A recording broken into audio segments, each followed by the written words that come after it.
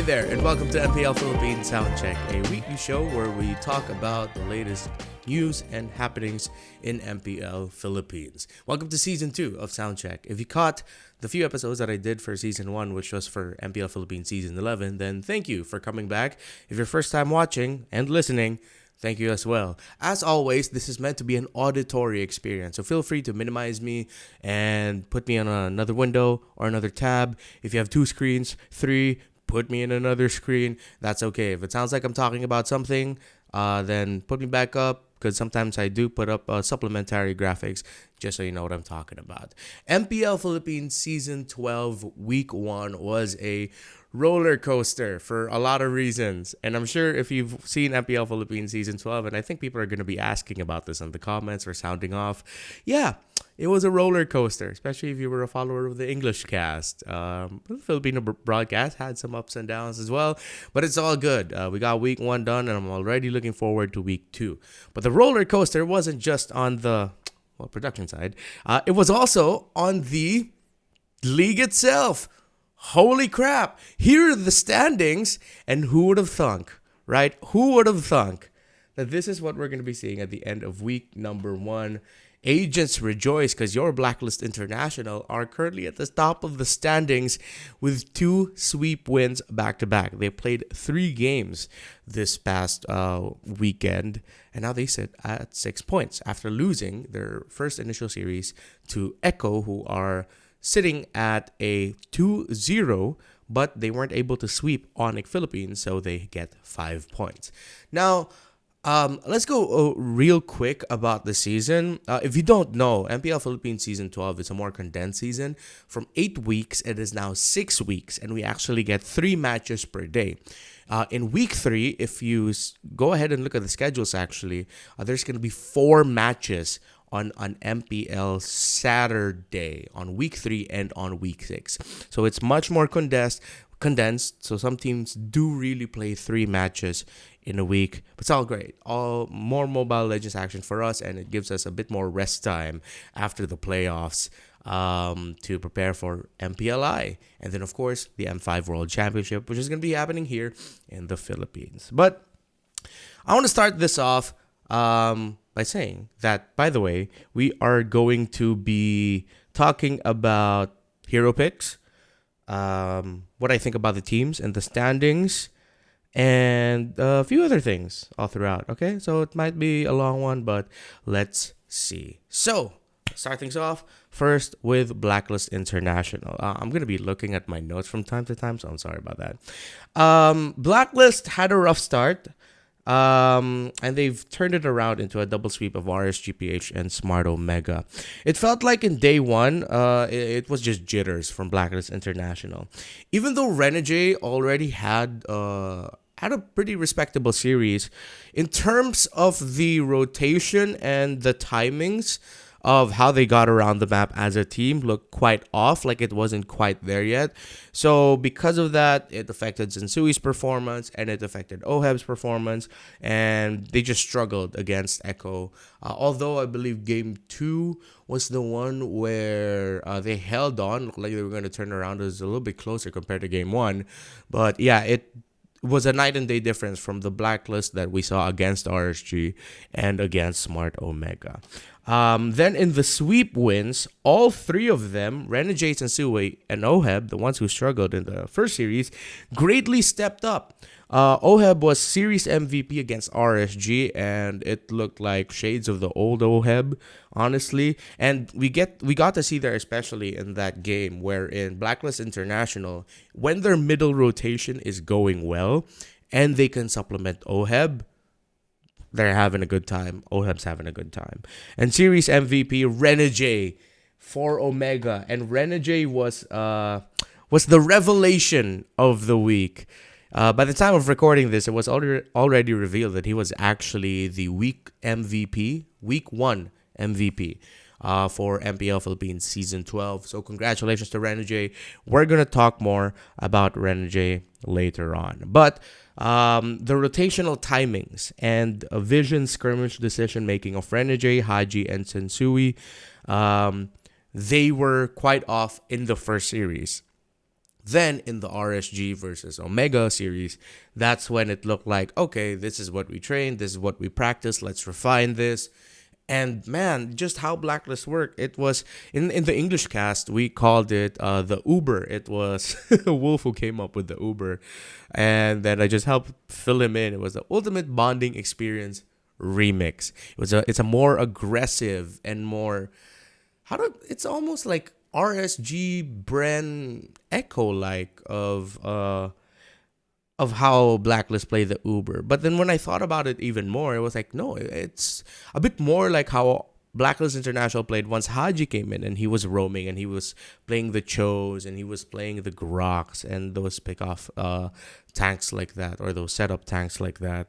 So what I see right now in Blacklist International, if they continue this run of form, is a similar Blacklist to what they were like in Season 8, and that was the World Championship form Blacklist, mind you. So, yeah, we're going to talk a little bit more about that later on. But before I move forward and talk about the other teams, we have to talk about the picks. Gord, Bruno, Paquito, Baksha, Edith, and the other X-Factor picks of the season. I'm pretty sure at this point, how do I say this? Bruno and Gord are the surprises of the season. By far. I mean, dude, the stats on those two. Gord is going into MPL Philippines Season 12 Week 2 undefeated. Mans is undefeated right now. Bruno, on the other hand, he's been played much more. He's actually the most played marksman in MPL Philippines Season 12 so far. I'm going to have to double check if my stats are right, but if I'm not mistaken, yeah, it's actually 15 times picked. 15 times Bruno was picked. 12 wins and 3 losses. You know what? I'm actually going to double check the stats now, but that's still crazy. And the reason why I'm bringing the heroes up... Oh, wait, no, yeah, it's right. The reason why I'm bringing this up is because it allows me to put a little bit more context into analyzing all the other teams and pretty much all the teams. So, alongside Bruno and Edith is actually tied with Eve as the most picked and banned hero of MPL Philippines Season 12. The most is Fredrin, no surprise there. But it's Bruno and Edith and Eve at 20. And then Kaja, Terizla... Kaja at 19. Terizla, Joy, Kadita, Paquito, 18. Valentino, Lancelot, 17. Martes, 16. Franco, 14. Franco Navaria, 13. And then the list will go on. I'm not going to recite all of that. I actually recited way more than I wanted to. But it just goes to show, if you look at the stats of the most heroes picked, where the meta is at now, Edith is actually a very pleasant surprise because MDL Philippines Season 1 and even the last season of MDL Indonesia up until now, Edith was highly touted. It was often picked, not just in the XP lane, but in the roam from time to time. Now we're seeing teams like RSG actually, and even Blacklist International, actually use the Edith as a main roamer option. And I think it's because, I also talked about this on the English broadcast, there's what we call the Edith effect. Now, when you're going up against a hero like Edith, you have a very specific timer for it. Either you burst her down enough that even though she's at max primal wrath stats, her ultimate, and then she gets out of her mech, that you don't have to worry about her because she'll just be able to go down. But you're going to need to really count and conserve your skills and be able to free hit her. Because if not, and she gets the free hit, her lifesteal is going to come back and it's going to be bad for you. You're going to have to go back. And Edith, I feel like is also very similar to the reasoning and logic behind Xborg, because these two heroes, it will come to a point where it's going to take so much resources and focus and the right call to really take them down that if you miss your timing, if you miss your abilities, you run out of dashes and things just don't go well for you, they're going to punish you so hard. And these two heroes counter punish incredibly strongly, and I think that's why Edith is really making a comeback. It's getting appreciated now by MPL teams, and she's getting picked more. Now, so there's that. Now on the side of Gord, I also talked about this in broadcast, and again, I will have to credit this to my man Colius on MPL Indonesia, on that side of the ocean, that Gord, who currently has a 100% win rate and is currently 4-0, and I'm going to look at his bans. I know he has a respectable amount of bans as well. Maybe not too much. Maybe from time to time. Dude has 6 bans. Okay, 6 bans. Gord is very similar to Eve. And because of their static nature, and we've seen that Gord's ultimate, Mystic Gush, I'm actually going to have to check if you can actually interrupt it. Because looking back at like Omega versus Blacklist International, there was a time where he was getting heavy spun and then it wasn't getting canceled. Ah, yeah, there. Okay. So, it's because Mystic Gush can only be canceled and interrupted by Suppress, Airborne, Transform, or Freeze. So apparently Knockback isn't considered a high tier CC, which is why that's why when Chakno was using the heavy spin, it wasn't able to cancel him. So yeah, there. High tier CC. Suppress, Airborne, Transform, Freeze. Those are the only skills that can interrupt the ultimate of the Gord.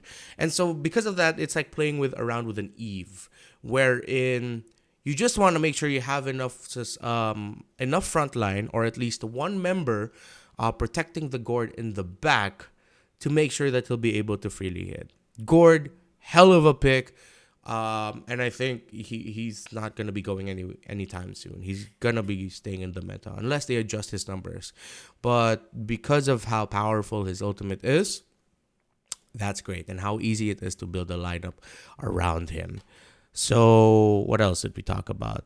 Let's also talk about Paquito, Baksha, and Ixia, by the way, who also got up. I like how RSG are brave and willing to play the Ixia, and with success. It just goes to show, even though she doesn't have a dash, she really is a powerful hero, but you're gonna need to build around her. You're gonna need to have a good amount of front line. You're gonna need to have people who can peel for her so that she can freely hit. And then your Ixia just needs to be really good to maximize her barrage to make the most out of it. But really, the way I see Ixia is, and it's perfect for a team like RSG Philippines, it takes a lot of discipline to really make her work and let her shine. For Baksha and Paquito. Baksha, I feel like, is going to be one of he already is, but he is the staple junglers of the season, just because of how fast he can rotate around the map. Not just because when he goes into the shield unity, the wheel form. That's not the sound effect. I'm sorry. I don't know where that came from. Even when he's not in shield form, he clears jungles really fast. He's difficult to take down. In scenarios, he can win one-on-one because he does a good amount of damage. He's super tanky.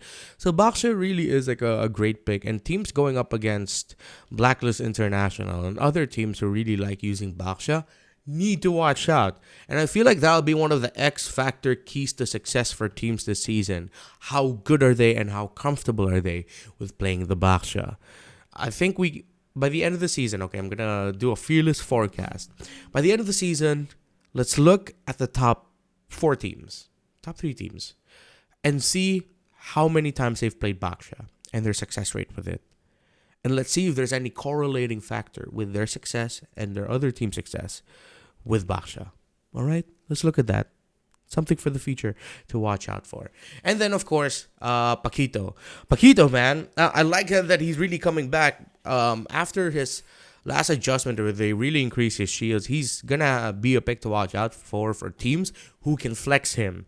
So teams who first pick Paquito are teams who are maximizing his flexibility either as XP laner or the jungler, or because they were able to, manipulate the draft enough so that the Paquito first pick will be fine. But in most scenarios, Paquito first pick is actually quite good. He just has some swing picks that he needs to watch out for, like in the mage department, like Valir, if ever it's still going to be open. And a lot of crowd control that will be able to mess his entry into the back line. You're going to have to watch out for that. So that's it for the hero picks and what I think about some of the X Factor picks. I know there's going to be a lot more that will pop up. But now, that I've talked about the heroes, I can talk about the rest of the teams. And let's start things first off with the teams who are currently in the upper tier of our standings: Echo, RSG, and AP Bren. Now, I know it's only been 1 week so far, but they've shown enough for me that the way that I see Echo, RSUPH, and Bren are teams who aren't so fundamentally different. In fact, they are teams who have modernized and refined what they're known for. What RSG has been known for since MPL Philippines Season 9, what Echo has been known for since Season 9 as well, what AP Bren has been known for, well, since MPL Philippines Season 10 when they really started hitting their stride. Echo, RSGPH, Bren, let's first talk about Echo. They're very pick-off based. We know that. The Echo Express, they play fast most of the time. They really try to find that early game lead based off of the reaction. Sorry if you hear me adjusting my mic. But they also have what I call the Benny bailout and the Sanji insurance. And what I like about Echo is they can always depend on Benny Cutie to bail them out. Let's say they have a tough early game.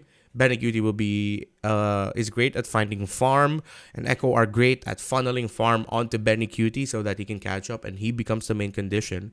But then they also have what I like to call the Sanji insurance, wherein sometimes when team fights get really scrappy and the situation looks really scrappy for Echo, Sanji just shows up.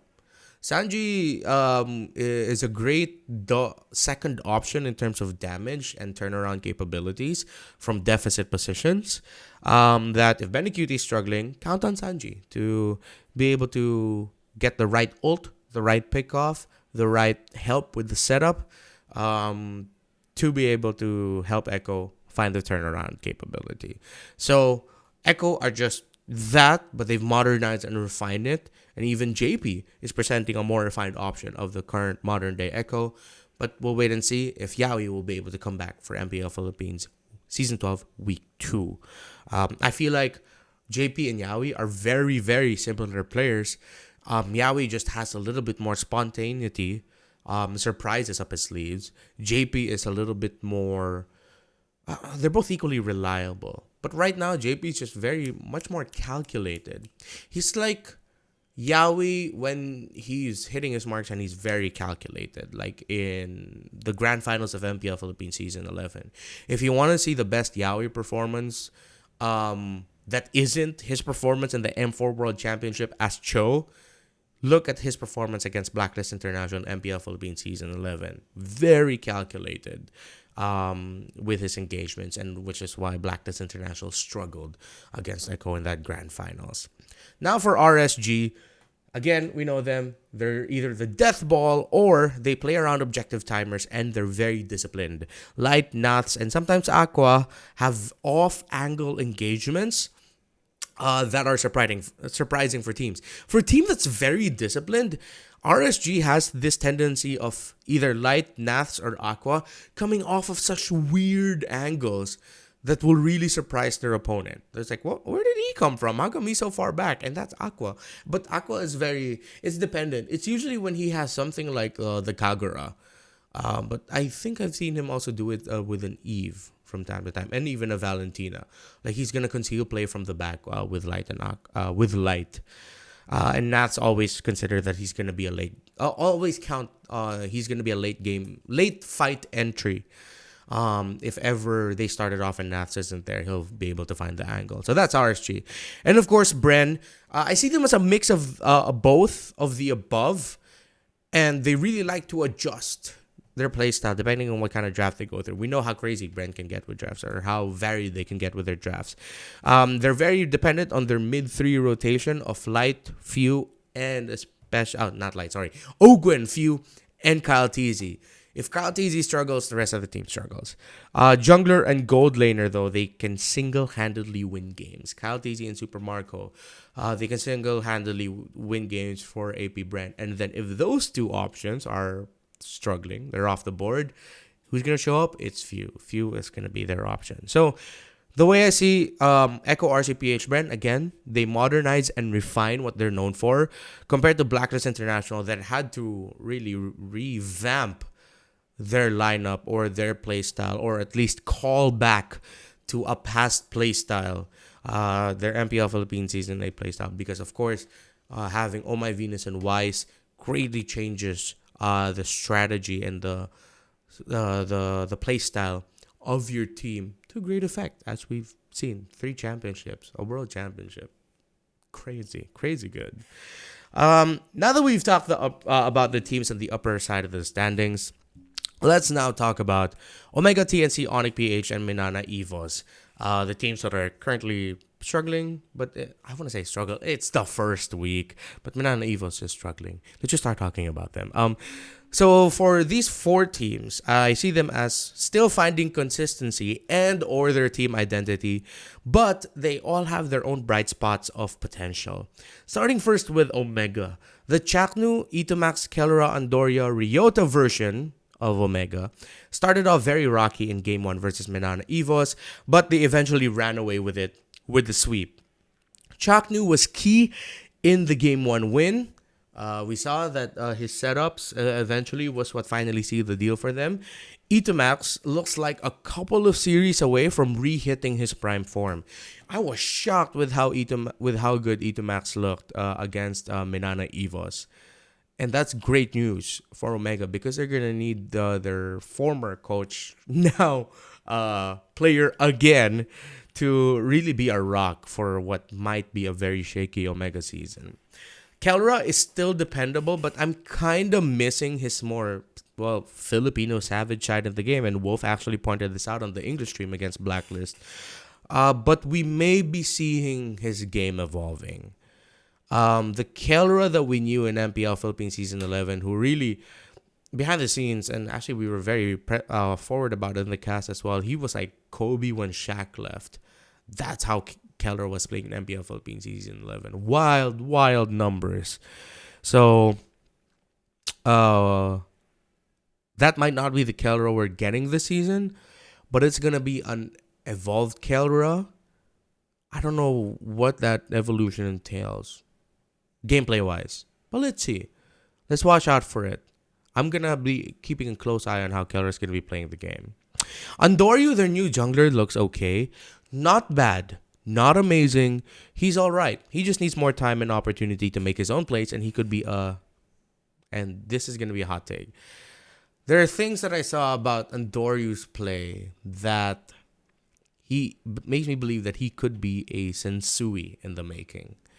If Omega are going to try to find someone in the league to mold Andoryu's game to, I think it would be best if they tried to mold Andoryu into a Sensui type of jungler, if they really want to succeed this season. I see something in Andoryu, or maybe from what we've only seen so far, it's only been 2 matches, that makes me think, this guy is a Sensui in the making. He has I see something. I don't know how to explain it. You know what? Let's just watch out for it, and I'm going to be mentioning it on broadcast. And Ryota was actually the series MVP. He is the polar opposite of Renjo, but he's equally effective in his own way, sometimes even more effective. Renjo, in the last 2 seasons that he played in MPL Philippines, he really, the way I see him is he became so much more crafty. That he relied a lot more on his wits and his wiles as a long-tenured veteran player of the league to really shine in the XP lane role. He's not like a Naths and Edward figure who's like crazy one-on-one lane duelist. But and I'll have to go back to what players used to mention about Renjo, and they would say that he's difficult to lane against because you really don't know what he's thinking about. You don't know how he's going to approach the game. And that's the veteran wiles of Renjo and how he handles laning, and then how he handles the eventual macro of it all. He's a very macro-centered guy when you get into it. Always looking at the big picture, and that's why teams struggle to go up against Renjo. Ryota, on the other hand, he's a little bit more on the ilk of Edward and Naths, what we know those XP laners to be. Flapteasy in some way, but I like to see Flapteasy as an even more of a Renjo figure. Actually, he does have the times where he can dominate lane single handedly, but he's a very, very tactical XP laner, Flapteasy. While Ryota, yeah, much more similar to Edward and Naths. And I'm going to see him as, I won't be surprised if by the end of the season, they're going to put his name up there, or maybe he will be one of the dudes when you look back that, oh, wow, he really helped carry Omega to success if it gets to that point. Ryota, man, so good in the XP lane. Now, for TNC Pro Team, I'll always have high regard for Ben Things. But right now, personally, the stars of TNC, based off of the 2 series we saw, it's King Kong and Hesu. Ben Things, he got some unfair flack. Some really unfair flack for his performance versus Minana Evos. He was important to the win. Got some crucial kicks, knockups, for sure. As a Cho in one of the games. But Hesu and King Kong were the clear standouts. Hesu had his series MVP performance against Minana Evos, and King Kong is slowly getting close to the heights from Season 11 when TNC were going on their dream run of almost making it into the playoffs. The one where they took down Bren, took down Echo, that TNC that almost made it to the MPL Philippines playoffs until it was stopped by Onyx. Hesu stood out for me in their loss against AP Bren because I liked how, despite being in a deficit position, dude was always just trying to make plays. And I won't be surprised if Hesu is going to be a crowd favorite by the end of the season if TNC does well, or maybe even if he doesn't, if TNC don't do well, if they struggle again this season, I still think Hesu is going to be someone who's going to leave a mark, an impression on players. But man, I'm rooting for TNC Pro Team. I really hope they make it back into the playoffs. Like I'm not afraid to admit that they've struggled. They're a bunch of good people, and yes, it's coming from the fact that I know they're one of the teams I'm very comfortable like talking to a lot with. I talk often or chat with one of their bosses, Ingrid. Hey Ingrid, if you ever see this or anyone from TNC, love you guys. Wish you all the best. For Onyx, now their season will depend on Ryzen in the jungle and Nets in the gold, since their mid, roam, and XP roles are what will get switched around. So Nets and Ryzen will be stable. It's either going to be Yoshino Rapidute on roam, Gem, and what's the name of the XP laner? Why am I blanking on the XP laner of Onyx? Gem and... Dude, I'm blanking so hard. There we go. Gem and Cram, and Escalera Super Friends. That's going to be the point of rotations. And maybe even Perks. Maybe even Boss A. We don't know. If ever they decide to get played. The two variations actually feel very similar in playstyle, though, not going to lie. They're very systematic. They're always looking to make a play. But decision making and the final execution of it all needs a bit of refinement. But I'm going to have to say this, and this is going to be a hot take. Out of all the bottom 4 teams, Onyx, Minana, TNC, Omega, I feel like Onyx to me have shown the most potential to break into the top 4, maybe even top 3, if, and that's a big if, everything clicks. If somehow they get to make the most out of their switches and have clearer identities for their different variations, gonna have to watch out for Onyx PH, man. And that's if everything clicks. By the way, as someone who watched MDL Philippines Season 1 a lot, I also just have to mention I'm very happy for Yoshinu and for Gem for having the opportunity to play in MPL Philippines. Gem, to me, really stood out in the Onyx Arsenal squad. I liked his play. I liked his performances and his consistency and dependability for Onyx. There were games where teams would actually focus on Gem just so Onyx Arsenals wouldn't be able to get into position or play the game that they want. And then also for Yoshinu, was formerly the main roamer of Bren Euphoria, the former Bren MDL team. And yeah, Yoshinu is really good. Um, it's gonna be an interesting dynamic to see how him and Rapidude are gonna be changing up, sharing responsibilities, and when they're gonna do that. Again, finding identity for their multiple variations is key. And now for not last but not the least, Manana Evos. Honestly, I have a lot of fun watching their early to mid game. The first 7 to minutes of Manana Evos, they move with so much confidence. And I hope they keep sticking to the non-stop early game movements. Like bam, bam, bam, bam, bam. They're always trying to make a play, find a play. Like Onyx, but so much more faster. Not a lot of hesitation. Get into position. 2-3 seconds.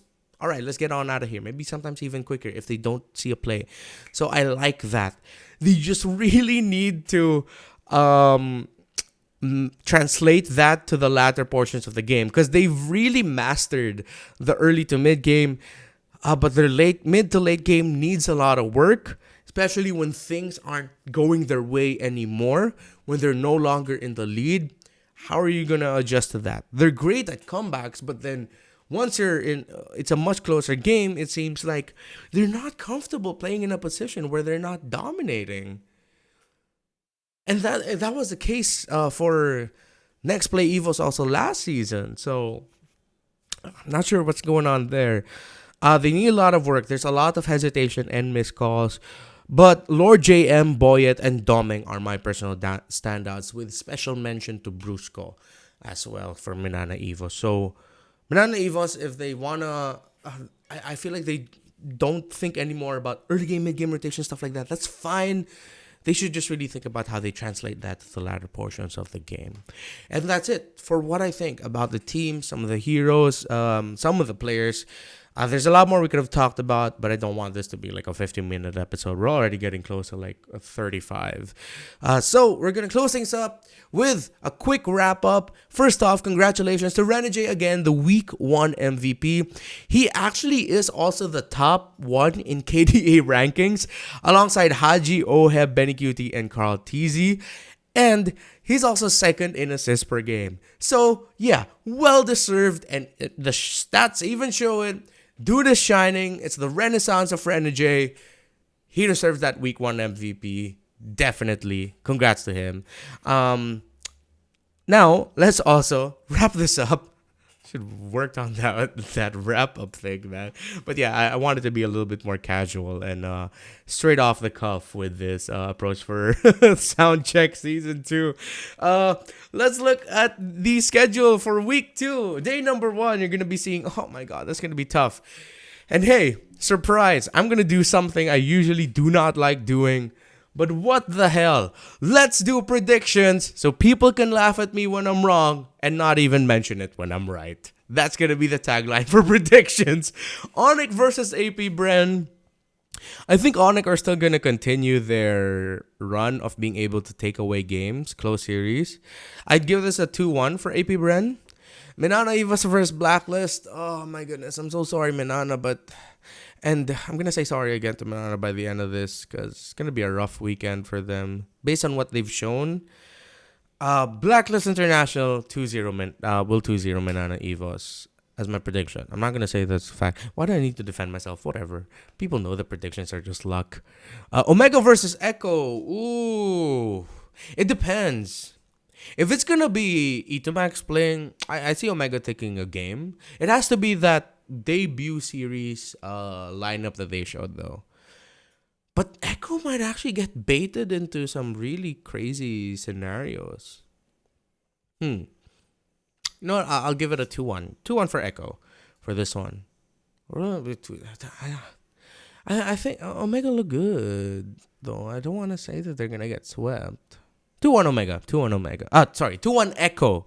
Okay, so for this one, it's 2-1 AP Bren, 2-0 Blacklist, 2-1 Echo.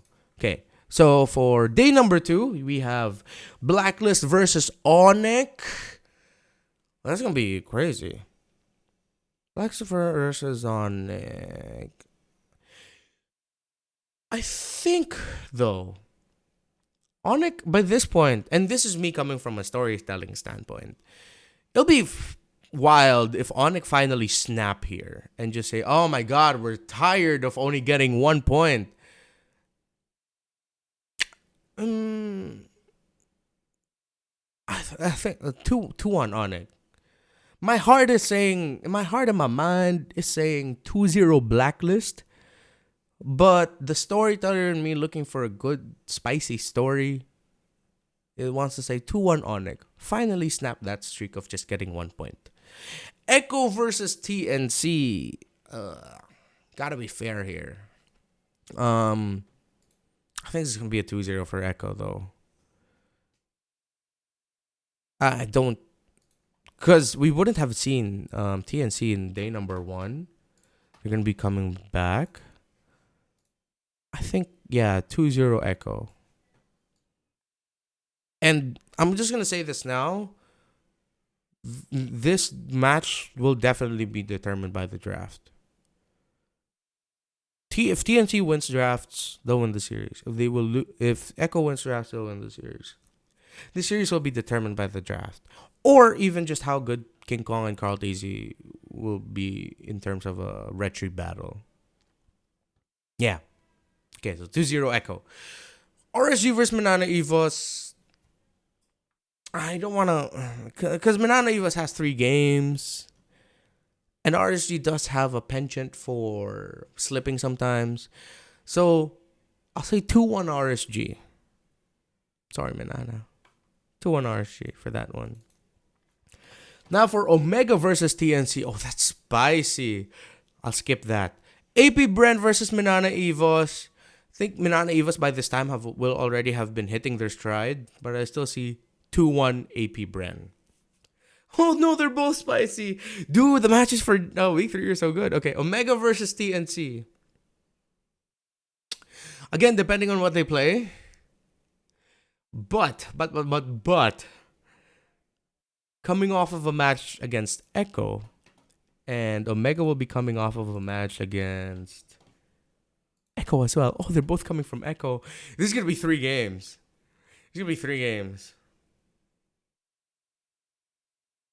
I think TNC might just be able to eke this out.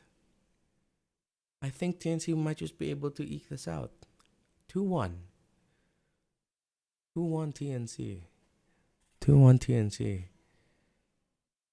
I think. I already put down my prediction for AP Brand versus Manana Evos, right? I think so. Yeah. I think I said 2-1 AP Brand. Echo versus RSG. I think RSG might eke this out also. Again, it's still so early, so predictions are so tough. So this is all just like luck based. 2-1 RSG. Wow, a lot of 3-game series for this weekend. So you're going to have to watch out. And again, that's it.